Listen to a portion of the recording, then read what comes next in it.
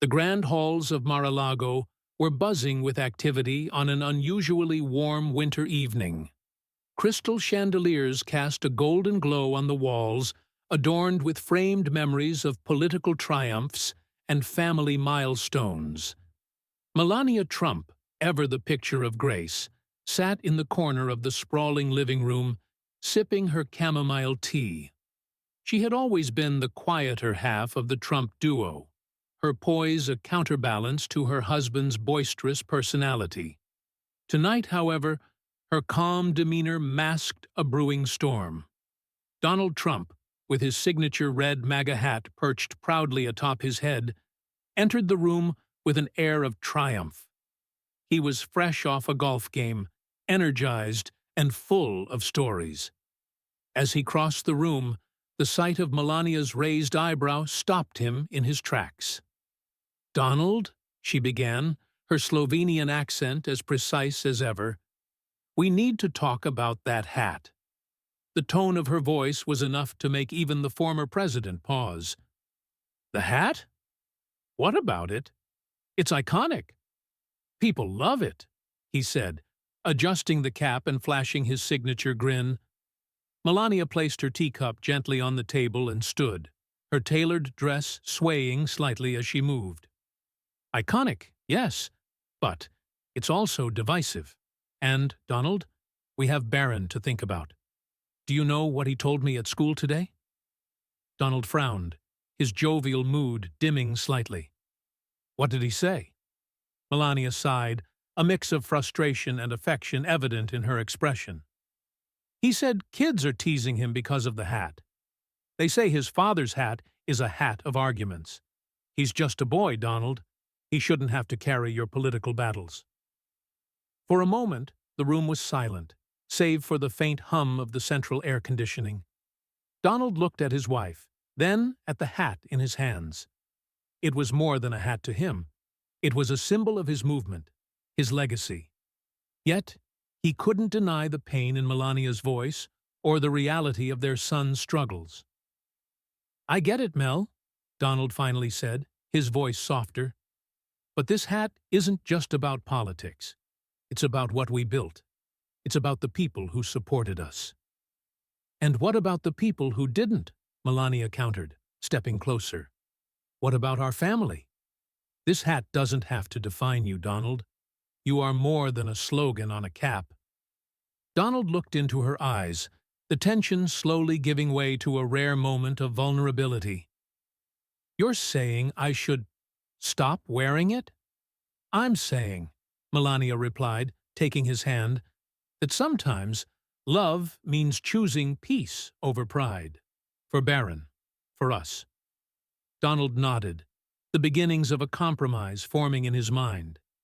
Yet, deep down, he knew this conversation was far from over. The battle of the MAGA hat had just begun, but in that moment, the love and respect between them shone brighter than any political slogan. The sun dipped below the horizon, painting Mar-a-Lago in shades of orange and purple. The sprawling estate had quieted down for the evening, but tension hung heavy in the air. Melania had retreated to her private sitting room, a sanctuary filled with plush cream-colored furniture, fresh white roses, and the faint scent of lavender. She sat on an embroidered armchair, flipping through a European fashion magazine, hoping to find a moment of peace after their earlier discussion. But peace, it seemed, was not on the agenda. The door creaked open, and Barron Trump, now a tall teenager, with his mother's composed demeanor and his father's piercing gaze, stepped in cautiously. In his hand was the hat, the iconic red MAGA cap.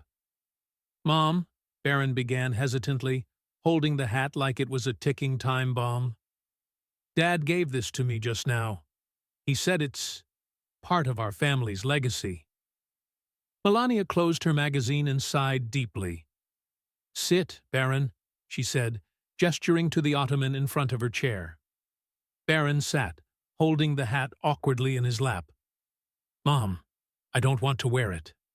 At school, people, they stare, they whisper, and sometimes They say things about Dad, about us.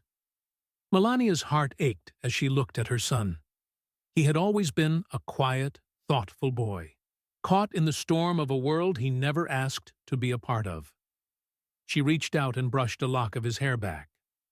"You know," she said softly, "your father is not just a man with a hat. He is a man with dreams, big dreams. And this hat, it means something to him. But Baron, you don't have to carry his dreams on your shoulders.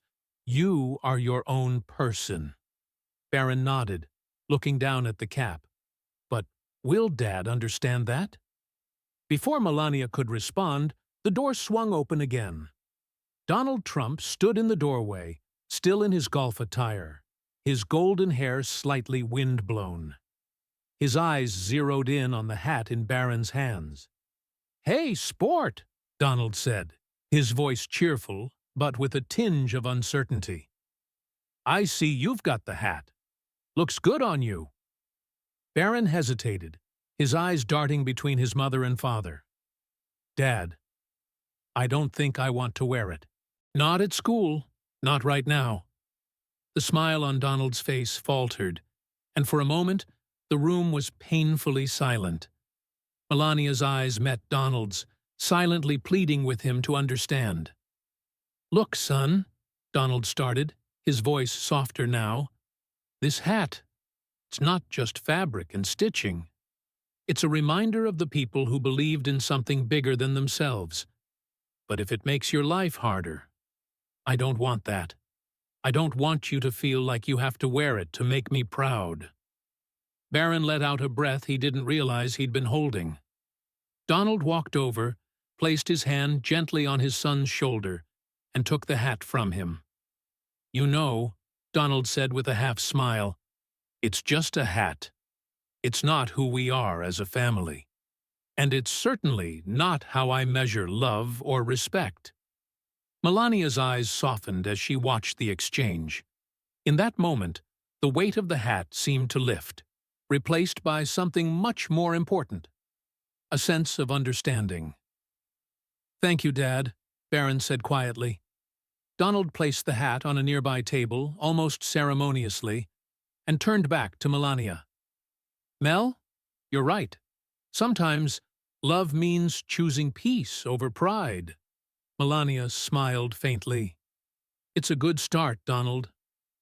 But even as the family shared a rare, tender moment, the MAGA hat sat silently on the table, its vibrant red fabric still holding the power to spark conversations, arguments, and, perhaps, just maybe, another chapter in their story.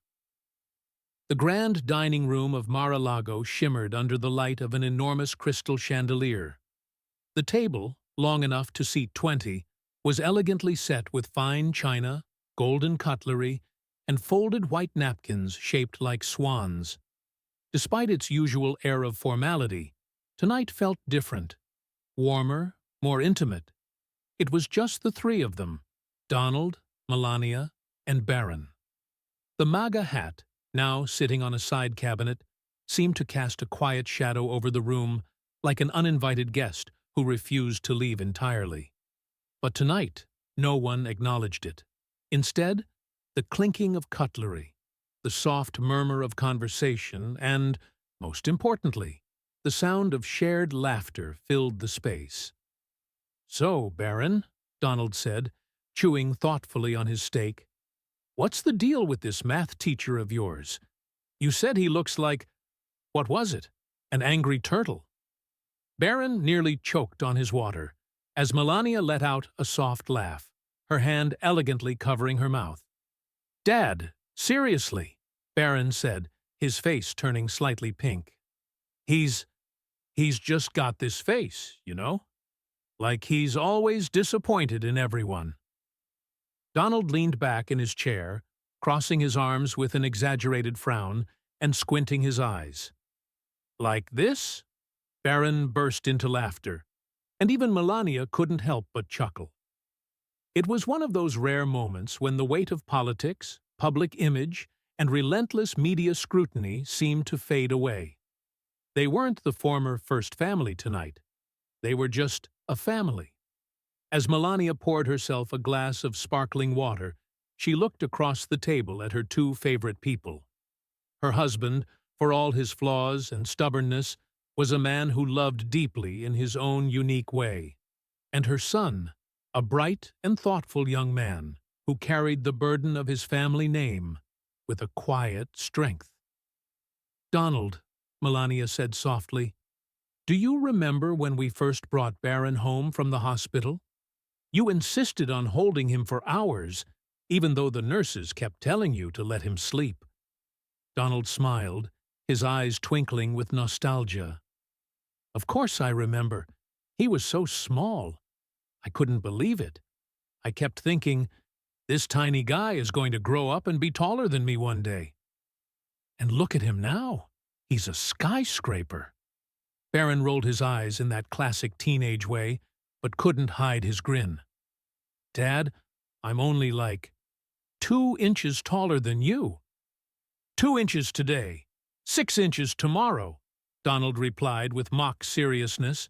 "You'll be dunking basketballs over me in no time."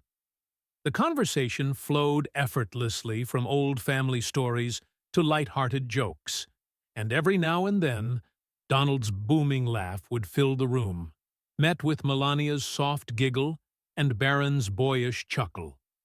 But as the meal began to wind down, Melania's gaze briefly flickered to the red hat resting on the side cabinet.